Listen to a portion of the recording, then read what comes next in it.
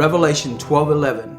And they overcame him, the devil, by the blood of the Lamb and the word of their testimony. And they cared not for their lives, even unto death. All right, Mondo, can you tell me what happened when you were 11 or 12 years old? Yeah, so I was 11 to 12 years old. I was really seeking a mentor for my life, someone that could take me under their wing, because my dad had committed suicide when I was 6 years old. And so to have that fatherly figure in my life would be vital for me. And one of my cousins would kind of take me under his wing, and we'd go fishing, we'd do all these great things together, thinking that I was maybe finding a father figure or a mentor in him, just to later have him sexually abuse me. And that took a real toll on me, and it put a lot of things seemed broken. They seemed like I would have to put things together and heal from certain things that I wasn't sure what it was going to take. But as I'm moving on and moving forward, and then the direction that it would take me next, and the very thing that would happen next was, I was made to testify. I was born to fall in love. We were meant to glorify the King that stands above. Yeah? All right. Here we are. So, all right, here we go. We've got another. So let me tell you something. As we started this series, I get the opportunity and the honor to sit down with our guests before we sit down here, and we have a conversation. And we have a conversation about their testimony and how God has delivered them. And in this series, one thing that I want you to remember, it's not about the darkness. Amen. It's not about the struggle or the tough things. I want you to remember, in a testimony, it's about the victory. And it's about the restoration. Because honestly, y'all, without the struggle and the deep and the darkness, how do we know the goodness of God? And so in that tonight, I think every time, like, I sit down with somebody and I think, it's going to be so good, right? And then it's like the next week comes and I'm like, oh, it's going to be so good. And I think, like, you think that you would get used to this, after, you've had so many guests and doing this thing, hearing the testimonies, and you never get used to that. And tonight is no exception. So without further ado, let me introduce to you our guest for tonight. Hey, you guys, give it up for Lauren.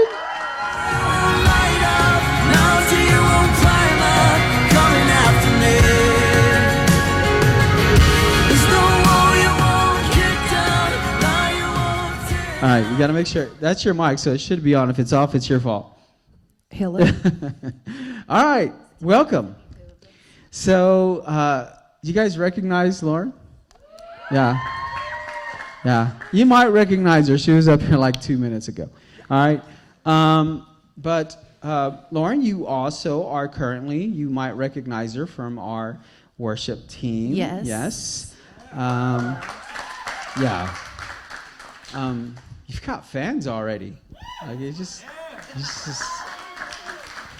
All right, have a good night. No, I'm just kidding. We'll see if they're still cheering at the end of the... That's pretty funny. So I have just a few questions for you as we Sure. get started. We like to have these little icebreaker questions. And so here's my first one. Okay. If you had to eat at the same restaurant for the rest of your life, what restaurant would that be? Oh, you already got the answer. I'm just thinking, Okay. like, I just love pozole. Oh, So wow. Okay. anywhere where I can get, like, some legit pozole from somebody's, like, old abuelita in the back. Yeah. Like, that's what I want. Yeah. That's So what I it's like With I some mean, pretty buttered much toast. if you can find a place that starts with la, Yeah. any other kind of place like that will probably Serve that. quesadilla. So for those that might not know, what is pozole? It's a Mexican soup thing. It has like hominy and meat and stuff. I put cabbage and onions in Yeah. it. My breath is kicking after, but it's so good. I have to ask you then. Yeah. You mentioned pozole. Yeah. Do you eat menudo? I do not. Most people that just love pozole do not eat menudo. Mm-hmm. That's like their generic. It's a generic menudo, pozole. All right.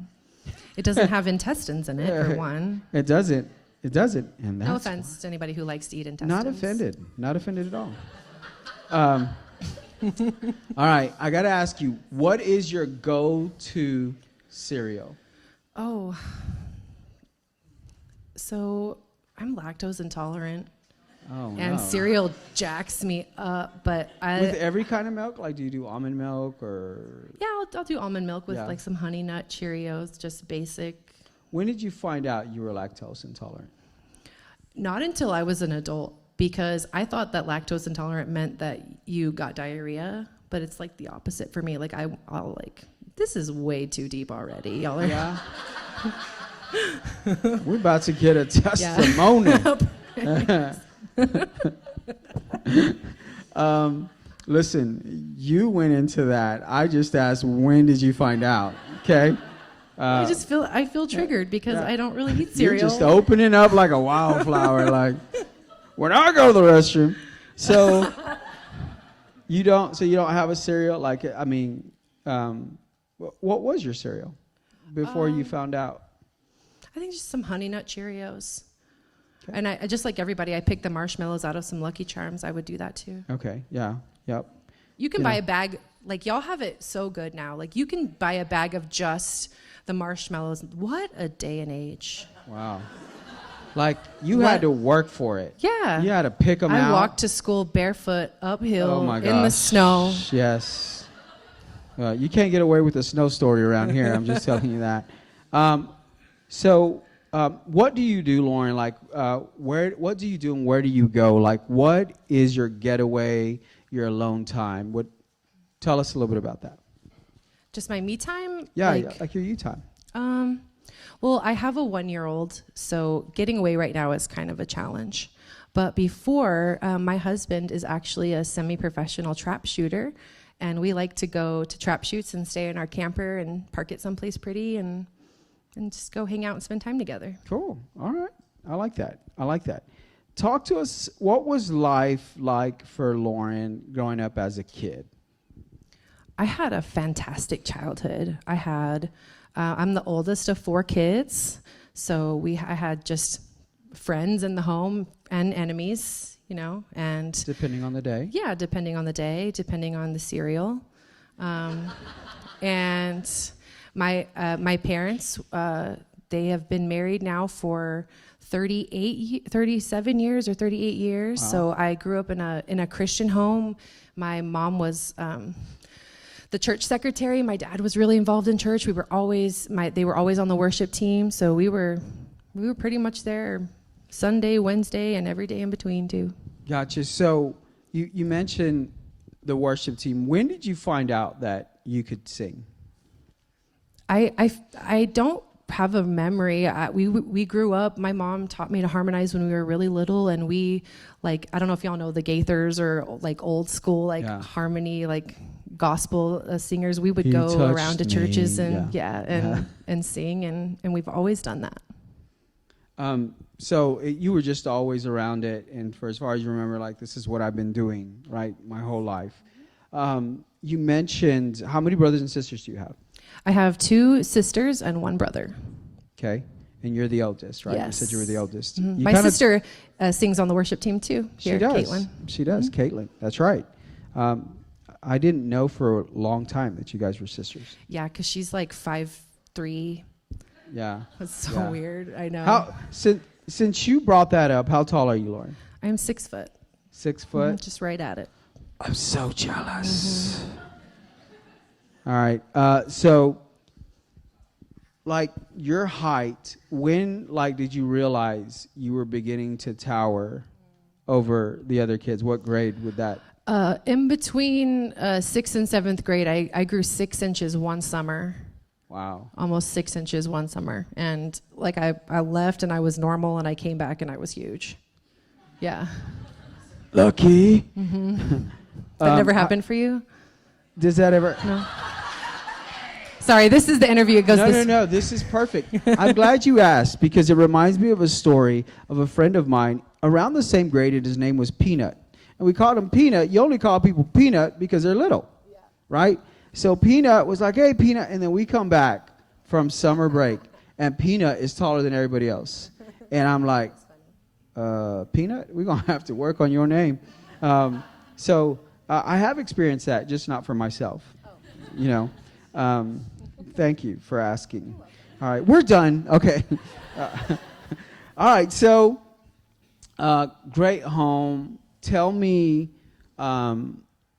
what did you get involved in school? Tell us a little bit about, being involved in. Yeah, so I had a really unique opportunity. I got a scholarship to go to a private school. So I lived in El Paso, Texas, and I got to be in the band, in the choir. I played all the sports, volleyball, basketball. I was a shot putter. I was in debate. I was in the newspaper. I was in all the plays. Like, it was just really a cool, well-rounded experience. We got to be involved in everything because there was only like so many students, so you had to. Yeah, but you excelled at these things, right? You and I Yes. were talking. Like, we have a picture when you were in 11th grade.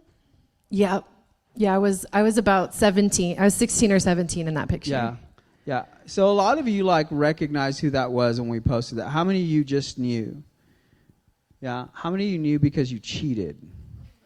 Oh, nobody was going to admit that. Okay. All right. So you were 17. So it's cropped, but tell us a little bit about this picture. Yeah, we had just, this was after the All-Star game. Our team had won the state championship, and then me and, actually, you can't see them, but the two girls on either side of me were selected for All-State. And so we just finished the All-State team game, and we won, and it was awesome. Awesome. Yeah. Awesome. Did you breeze through the tournament? Did you dominate? No, I feel like the competition was pretty tight. She's like, you know what? We won. That's all I remember. Yeah. And I'm 6 foot. All right.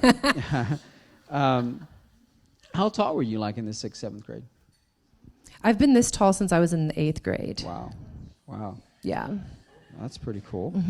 I always got carded for summer ball. Like, nobody believed that I had to go get an ID so that people so that I could. Yeah. They're like, yeah, right. That makes sense. So you played sports. Tell us, how did you do in school? I was a straight A student. I was valedictorian of my class. Oh my gosh. I was a nerd and a jock. Wow. See what you can accomplish when you're 6 foot, anything. Valedictorian, straight A's. What was Lauren's dating life in junior high? Did you date? Did you have a boyfriend? Well, I wasn't allowed to date till I was 16. Okay. And I feel like 14, I was like, I can't wait till I'm 16. 15, can't wait till I'm 16. Turned 16, the dating pool was it was a desert. Yeah, I didn't date much in high school until I hit the end of my junior year. Okay. So the end of the junior year, tell us about that. So there was this guy. He was an older guy. So the private school that I went to was actually a part of our church. So it was all one big property. So there was a school on one, kind of like here, but it went all the way to high school, so it was a lot bigger. And this guy was a relative of some of the staff that were at the church, and he was just always there. I saw him at church, I saw him at school, and he played piano and could sing just beautifully, and I just melted like a little popsicle. Yeah. It's like you were crushing on this guy. Yes. All right. So you are 17. Yep. Right. All right. I'm gonna ask. Okay. How old was the guy? 23. Wow.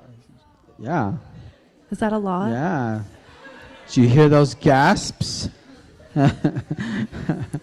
um, so look, like, all right, so you see this guy, he's like, right, the light's hitting just right, and he's playing the piano and he's singing, and you're just like in this la la land. Yeah. And so it's innocent enough, like, so you're crushing on this big deal. How would things transition with that? I mean, where would that go? So one night we were at a youth group pool party at his house, and we were all just kind of hanging out, and so it was, having a good time. And he came and he sat next to me by the jacuzzi, and he said something really kind of cryptic. He said, "I can't wait till you turn 18 so that we can talk a little bit more about how I feel about you." All right. He had my attention. Yeah. Mm-hmm. Well, listen, as a dad, he has my attention. All right. Mm-hmm. I just go into dad mode, like I'm like, whoo, y'all about make me lose my mind up in here, up in here. So, is this like an isolated one-time event? Is this something that continues? How will this progress? It progressed very quickly. He was pursuing me at that point. Of course, when you say I can't wait till you turn 18, it makes you wonder, like, what kinds of things are you going to talk to me about? And I was crushing on him real hard, so I would just, he was texting me, just little things like, especially at church from across the way, like, I like your outfit today. You look really beautiful. Can't wait till you turn 18. And and it was just kind of, it was like that. Are you picking up on the red flags? Amen. Come on, girls. Mm-hmm. So this is continuing and happening. When was that shift? Like, when did it turn from just him talking to you, just texting? When did that shift happen? Tell us about that. So just one day, because he was always around, it was after school, and I want to say it was a Wednesday night, because we were going to have church that night for youth. And so we lived kind of far from the church, so we would just stay after school and stay till church started. And I was just hanging out in the gym, and I saw him walk by me, and he goes, and we had a stage in the gym with the curtain, and I saw him walk by, and he just kind of looked at me and like made eye contact. I like followed him all the way across the room, and then he went into the side thing, and it was just, he didn't have to say it. I felt like he wanted me to follow him, like he wanted me to see him going back there. And so I looked around, and I was alone, and I went back there. And the minute I walked around the corner behind the curtain, he grabbed me and kissed me. I was 17 years old. All right. I'm having to blank out of my dad mode right now, okay? If I pause, it's for a reason. Would this relationship ever turn physical? We went just as far as you can go without being completely naked. I'll say that. Mm-hmm. Okay. How long did this go on? So it was off and on for about a year and a half. We would do our little rendezvous in secret, right? And about a month later, I found out that he had a girlfriend, a new girlfriend. He'd like literally asked her out, and I'm at this point the side piece, the young underage. Yeah, behind the curtain. Yeah, behind the curtain girl. But it's because he couldn't be seen with me. It was inappropriate, which I realize now, but before I was devastated. And yeah, he started dating this girl, and I was really upset. So you get this news. Lauren, up until this point, like, what is your experience as far as relationships and the things that are happening? I had no experience, and I unfortunately, and my parents and I have had these conversations now, there never really felt like an organic time for them to talk to me about relationships, about sex, and so we never really had those conversations. And so when I was curious about them, those are things that you're like, I don't really want to ask my friends, because if they already know, then I'm going to look dumb or naive. And so I thought, well, I'll just Google it.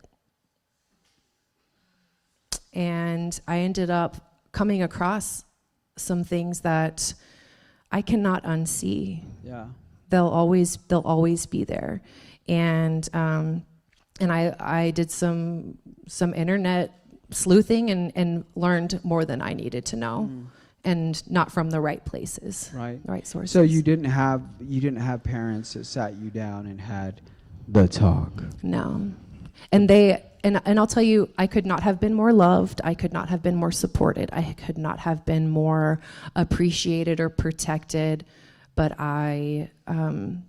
those tough conversations, those awkward pucker moments, as Pastor Ty would say, we never had those. Yeah.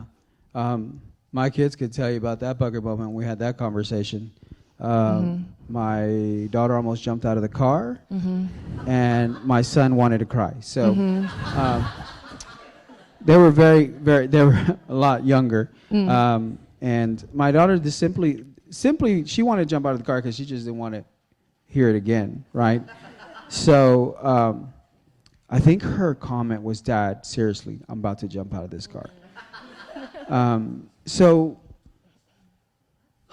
you find out he's got a girlfriend. You said that was devastating to you. So like you get invited to this party, right? Were you a party girl? I was not. Okay, so this was like a new thing for you. Yeah, private Christian school, just graduated from high school. Valedictorian. Valedictorian. I had a full ride going to University of Texas at El Paso. Was excited about the future and had never, I loved the Lord, y'all. Like I had been in church. I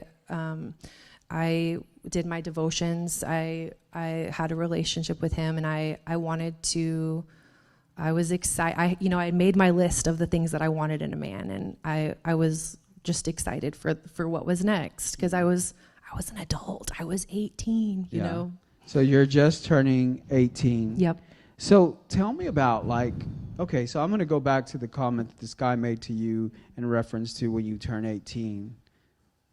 And he has a girlfriend now, so what's his vibe now? Yeah, so he convinced me that he was dating this girl because it's what his mom wanted him to do, and that he really loved me, and that he was sorry, and that he wasn't doing anything with her, that I was the real love of his life, and that as soon as it kind of ran its course, he would break up with her, and that we would be together if I would just hold on, wait for him. He would come. I started my first semester of college. He would come and he would meet me, and we would walk around campus holding hands. And that's when, like, we were out in public, right? We weren't around anybody who knew us, but still it felt more tangible, more real at that point, where we were actually interlocking fingers. And I was like, okay, maybe he really does care about me. And I was in love. I was blinded by that. I'm going to take a quick break, and let me just reference the young ladies in the room. If you are ever in a situation, or you are in a situation where there's an older person, your youth pastor will go to jail for you. I'm just telling you. Okay. Break is over. I just kind of go into my dad mode, dude. I'm just telling you. So you go to this party. What's going on in this party? What's happening? You guys playing rock, paper, scissors, split? What's happening? No. So when my friend told me about this party, I was excited. I knew it wasn't going to start until 11. what kind of party doesn't start until 11? I go to bed at I could probably tell you. 8:15 now, y'all. So nothing. My husband and I have this saying: nothing good happens after midnight. And so at 11:59, if we are not in bed, we go to bed. Brandy will tell you 10:30. I'm serious. I'll take the sleep where I can get it right now. But I heard there's going to be drinks there, and I was only 18, so I was like, that is so cool. Like never ever had been to a party, and I was told that this other guy that I had kind of been crushing on was there, and so and just the day before, I had called it quits with this other guy. I finally decided, I'm 18. Like, what am I doing? I want to be my own person. Yeah. And so, in the moment I was brave, and then after was like, oh my God, what did I do? I'm like, I love this guy. Yeah. Anyway, so my heart was broken. So I was really in a vulnerable place. I was enticed by the opportunity to have a drink of something I'd never had before, never had been exposed to it at all. And I don't know, I wanted to go. Yeah. So you go to the party, you engage. Yeah. Drinking. And tell me about that night would you say this is kind of like your first party of this type? For sure, yeah. Okay. My very first party, the very first time I had ever been drunk in my life. And it didn't take much because I had never drank before. It doesn't matter how big you are. It really, I just had probably a drink and a half, and I was already, my inhibitions were low, and I had put myself in a position where I was susceptible to making poor choices. But it tasted like punch, so I just kept drinking it, and it got out of control. And you see this guy. Yes. And this is the guy you were crushing on. Tell me how the rest of that evening would evolve. So 6'5", big old football player dude, just gorgeous. Eyeballing me from across the room, and kind of did one of these numbers, and I was on a fishing line, like, and I just went straight over. I barely even knew him. I had seen him a couple times at church, and you meet a guy at church, he's automatically a good guy, right? So anyway, I was talking with him and was sitting next to him, and then the next second I was sitting on his lap, and then all of a sudden, the next thing I knew, he was grabbing my hand and we were walking around the corner. You walk around the corner. What's around the corner? There is a mattress on the floor of the garage. No sheets, just a mattress on the floor. It's February. It's chilly.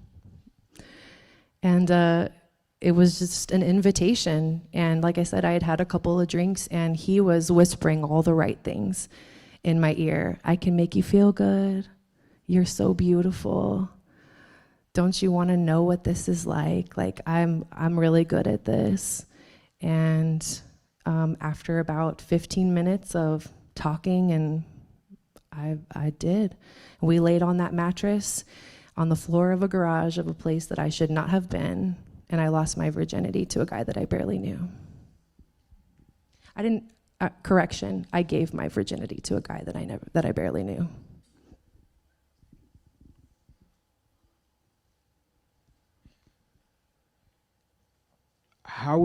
What would the next day be like for you? Well, I was incredibly hungover and immediately regretted everything. I didn't tell you this, but I was a elementary school basketball coach at the time, and so hungover, sick as a dog. At noon the next day, I had to take the girls to a basketball game and coach all day, and I was so sick, so miserable, but so confused, and was texting him all day, and he wasn't responding. And so I go back to the house where he was staying at, and he saw me, and he was just like, "What's up?" And I was like, "Hey, can we talk?" And he just wasn't really interested in talking, and was just in it for the one night fling, and I was immediately rejected. So because you mentioned this guy was coming to church, but he was part of a program, Right. right? The program was, remind me again. Teen Challenge. Teen Challenge. Very Yes, familiar. he had had a drug and an alcohol problem, and he had been put in this Christian rehabilitation program at our church. I thought he had graduated from the program because that's what he told me, but it turns out that he had actually dropped out of the program and was living in kind of like a halfway house situation, which is where that party was at. And he was working through a lot of his own issues and had a really unhealthy idea of what relationships, what sex was about. And so, thinking back, at the time I was, of course, devastated. Thinking back, I have a lot of compassion for him in his addiction, in his, he was lost. You know? He was kind of his version of unaware, Yes. right? Mm-hmm. So, I mean, all right. You hit us with 4.0 student, successful at these sports, state championship, valedictorian. And this is happening like 17 to 18, right? All in this, I mean, you had already graduated high Yes, school. I had already graduated high school. So Yep. this is the summer, Mhm. right, of that Yep. of that senior year. So what? You'd move on, right? I wanted to move on, but Teen Challenge was still happening at our church. He just wasn't a part of it, but he was friends with everybody that was in there. And so he decided that he would go brag about who he slept with that week before. Teen Challenge is all about, it's a group therapy, and all the pastors in the church were involved in this program. And so during group therapy, guess what those guys wanted to talk about? They wanted to talk about this thing that they had heard about the guy that had left, how he had slept with me. And so within about 3 days, all of my pastors and leaderships of my church knew my deepest, darkest mistake. So this wasn't like I was with a girl. This was like your name was My put out name. there. Yes. And because I was on the worship team there, I was involved in kids' church. I was, really involved in the school. Everybody knew, and it was a small town, if you will. Everybody knew who I was. So leadership finds out. Do your parents find out? So I was given an ultimatum by my pastor. He called me in for the most humiliating conversation of my life. Called me in and said, "Hey, I heard this about you. Is it true?" And immediately I confessed, because number one, I didn't have a lie prepared, and number two, I was feeling so ashamed that I just thought, this is a safe place. He's my pastor. Like, if I tell him, then he's going to tell me it's okay. And in that moment, he said, "You're off the worship team. You're going to step down from kids' church until you get your life together. You're not to be at youth. You're a bad example to the kids. And if you don't tell your parents, I will." And that was the beginning of some of the worst days, weeks, months of my life. Would you tell your parents? I did tell my parents, because I did have a choice, right? I could let them hear it from somewhere else, or I could get ahead of it and tell them my version of the story, which I can't imagine was any better than what anybody else would have told them. Right. But I got to do it on my terms. I called my mom, and she was obviously devastated for me. I'm sure as a mom, her heart was broken, and I'm sure she was disappointed and all of those things. And when I told my dad, he wept and wept and wept, and then really didn't make eye contact with me for about a year after that. And our relationship was forever challenged and damaged, and still to this day, we struggle. When we were talking about your testimony, you gave a statement, and you said eventually, just put on the shame glasses, and everybody is judging you. Mm-hmm. So friends. You had friends. Yes. Okay, tell me, like, where are your friends? Yeah, so like I said before, my church and my school were the same place, and I did no extracurriculars outside of that. So literally my whole world, everybody that I knew was at this church. And word got out. And either if they were still willing to hang out with me, their parents weren't willing to allow them to hang out with me. And so it was like overnight, I just had this scarlet letter of shame, and it just would get worse and worse. No one would return my calls. No one would return my texts. And I had a lot of friends, y'all, friends. And my whole world was just, can you imagine if everyone that you knew, the friends that you have in this room, the friends that you have at school, the people that are most important to you, if they were just like, and I remember walking into church that next Sunday because, you know, where else was I going to go? Like, church is supposed to be a safe place. And I walk in and I just felt like I could see it in their eyes. Oh, you know, she had so much potential, but she's a whore. Mm. And I really felt that way. And because I was essentially ostracized from being able to serve in church and be a part of my friendship groups, I just went into a really deep depression. So, in this depression, this situation with time would fade away, right? I wish I could say that was true. So I lost life as I knew it was over. Lost everything. I was going to school. One day I remember I was sitting in the back of my Spanish class, and I started to get really sick. I started to feel sick to my stomach. And I don't know how I knew, but in that moment I knew I need to go take a pregnancy test because I don't feel right. And I went to Walgreens, and I was a struggling college student, had $0. I put it on a credit card, and I bought a pregnancy test, and those 2 little red lines popped up, and I was pregnant from having sex 1 time.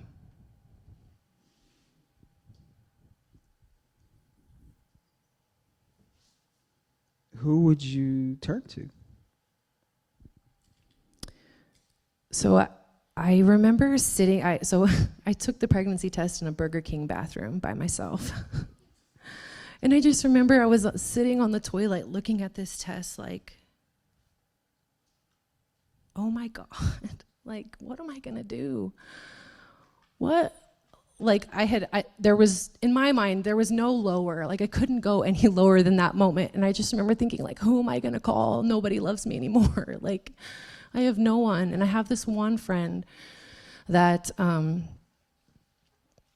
had left the school and the church life and was just kind of doing her worldly thing. And I thought, maybe I could call her because she doesn't know yet all the drama or whatever. And immediately she was there for me. She wasn't serving the Lord. She was living for the world. She was doing drugs, you know, just living her life. And yet she was the only one that was there for me. And in that moment, there was a shift in my mind that the world was kinder than the church. And if heaven was full of church people, I didn't really care to go there. Mm. You were shown more compassion. Yes. From people outside I the felt church. seen for the first time in 5 weeks. She looked me in my eyes. She told me it was going to be okay. She held my hand. She just, I was craving just some sort of compassion, and she gave that to me. This was a situation that obviously you did not want for yourself. You're 18. You've already felt like you've devastated your parents. You've devastated your church, and they're confirming that to you every time that they see you. Not a single person reached out, y'all. Not a single person would text and say like, "Hey, I know you're going through a difficult time," or "You made a mistake, but you're not a mistaker." You know what I mean? Like, not once did I hear that. But you know what I did hear? Shame, whispering in my ear, telling me that I just took one step too far, one step after another, after another, after another, and that really there was no coming back from it, so that I should just kind of truck ahead and just try to live my life, see what else is out there. You ended up at a place. Yes. Tell us about this place. Yeah, so no support system, just hopeless, deep, dark hole, just felt so alone, so ashamed. It never occurred to me that I would keep this baby, y'all. It never even occurred to me for 1 second that I could be a mom. I was a wreck. Shame had me convinced, and really my abandonment at that moment made me feel like I never went anywhere by myself, and I could not be a mom by myself. And especially this guy didn't want anything to do with me. My dad wouldn't even look at me. My church wasn't there for me. And so I went into a place that they had available at my college. And I told them, I'm pregnant and I don't want to be pregnant anymore. I can't do this.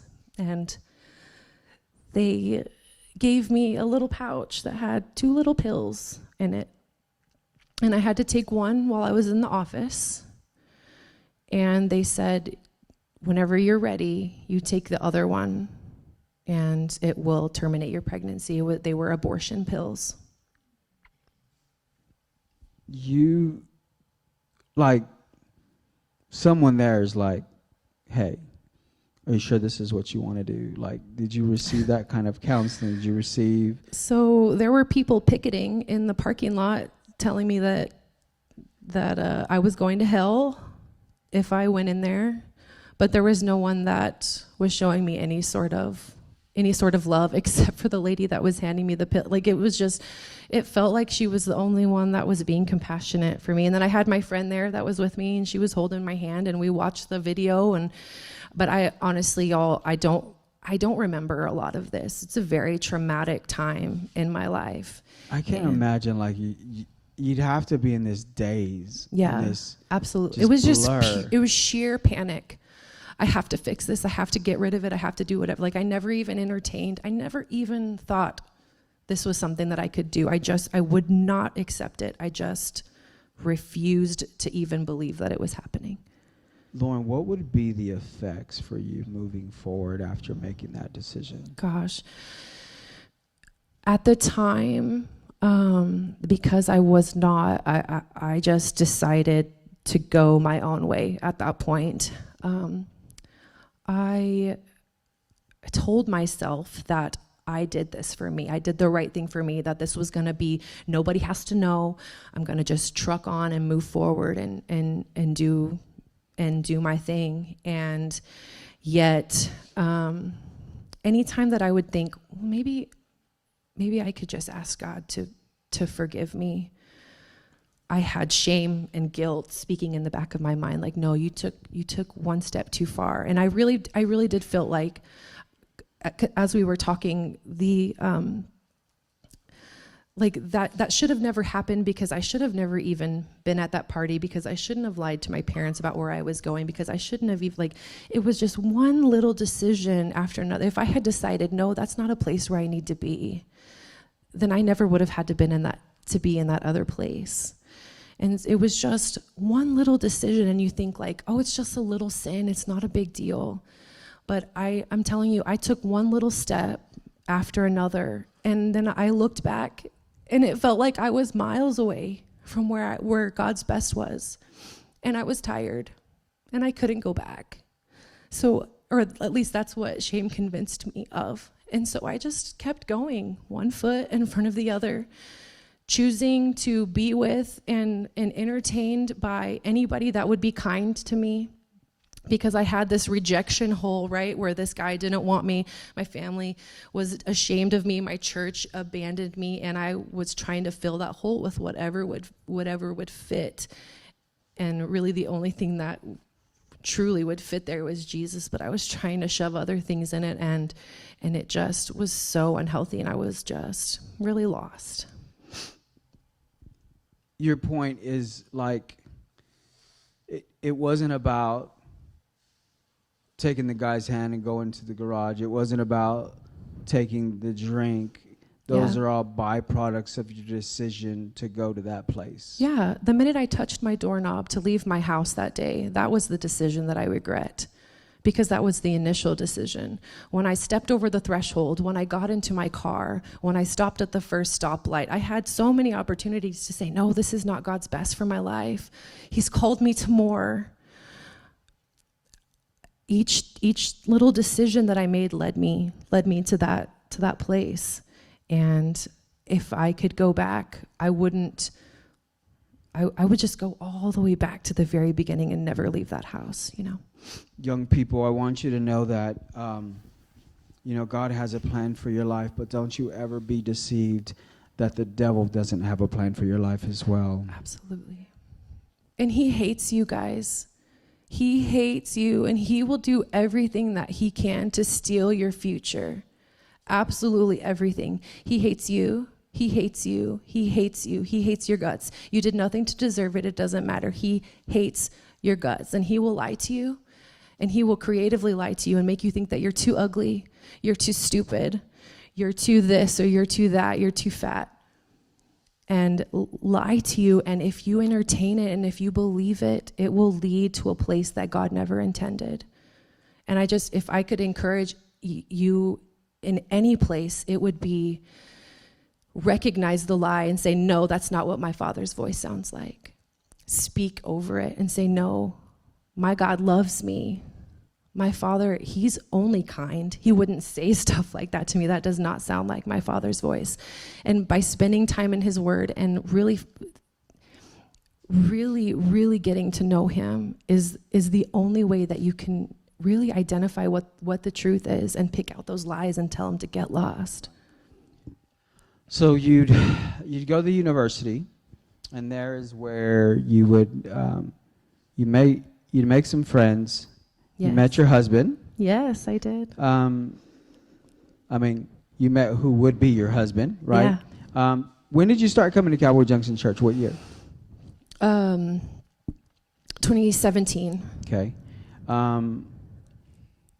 And so you came to church, and you guys were in this building? We were in this building, yes. Where were you sitting when you heard the message about the 800-pound gorilla? I was sitting in the second row right over here. I want you to realize a good portion of our guests had moments in this very building, sitting in a very place where God was restoring them. And we get to have youth here. It's so cool. It's powerful. Yeah, I love this room. 800-pound gorilla. Pastor Ty. Yeah. Pastor Ty doesn't preach about 800-pound gorillas. He sure Come does. on. He sure did. Look it up. So what was the message about? So it was a series, and it had 2 points. One of them was that, people are walking around with this 800-pound gorilla on their shoulders, but pretending like it's not there, or having there be this 800-pound gorilla in the room. And it would be ridiculous to pretend like it's not there, right? But we do that with our sin. We just walk around with it, and we're like, well, I'll deal with it later. But it's the equivalent of an 800-pound weight that you're carrying around, and pretending like it's not there. This gorilla that's like, ooh, in the corner, it's ridiculous that we would. Yeah, I can do the sound effects for you. Thank you. Yeah. I'm not 6 foot, but I can do sound effects. Yeah. All right. And I just remember, it was a silly sermon, but I just remember sinking down in my chair and thinking I don't want to carry this anymore. It is so heavy. And I just heard the Father whisper, shame is never something that I intended for you to know.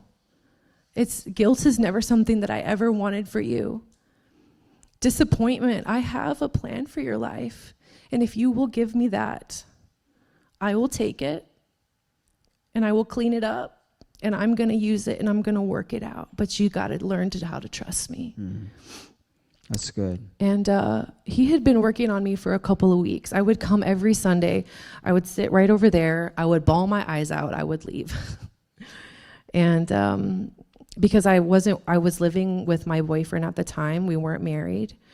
And I just knew that if I told the Lord yes, that he would make me break up with my boyfriend. And I didn't want to do that. And so I wasn't ready. My heart wasn't ready to say yes to the Lord and live the best way. But that day I just could not.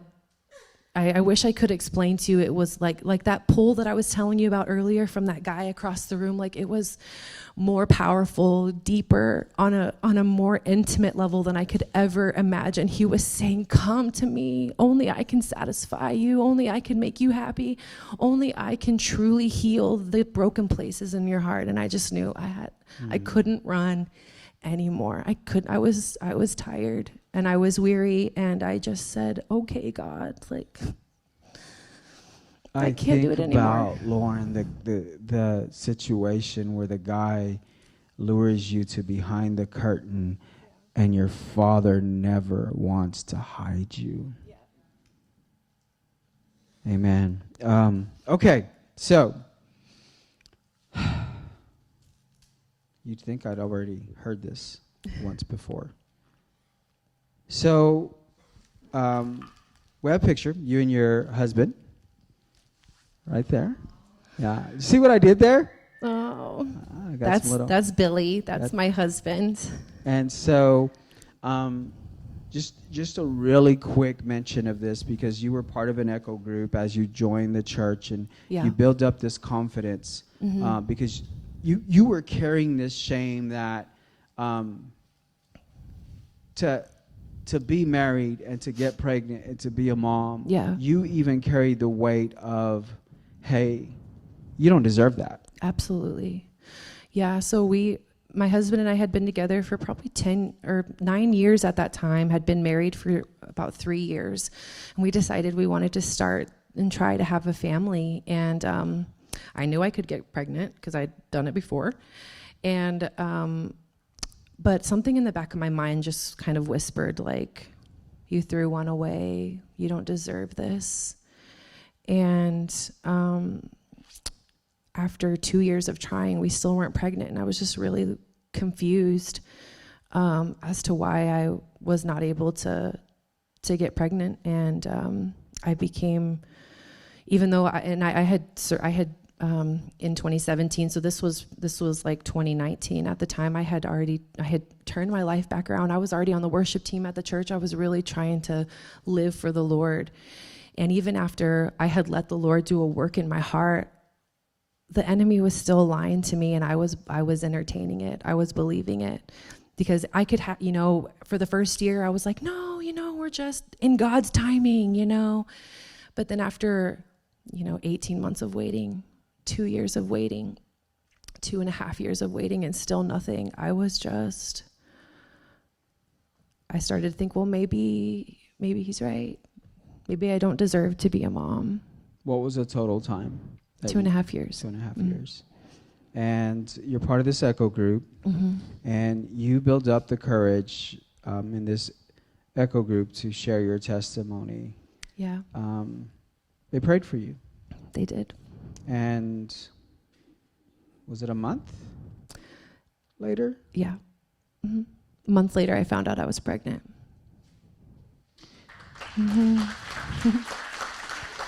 And here's a picture with you, Billy, and Phoebe. She's mean mugging because she doesn't like Santa, but she's the best. She's like, can I be back there with the Grinch Christmas tree? Lauren, we always ask our guests for a statement, and you'll see it come up. You can read it from there, and this summarizes your it's your story, but his truth. Yes. All right. Can I read it off of here? Maybe? No, you're good. That's okay. The enemy came with shame and bitterness to try and steal, kill, and destroy my future. But God never left me. And when I was ready to trust him, he healed my heart, he washed me clean, and he redeemed my life. So proud. All right. God is so good, and that's what Testify is about. It's about God's goodness and his restoration. And what you need to know, that God is in the business of restoring. That's what he does. Amen.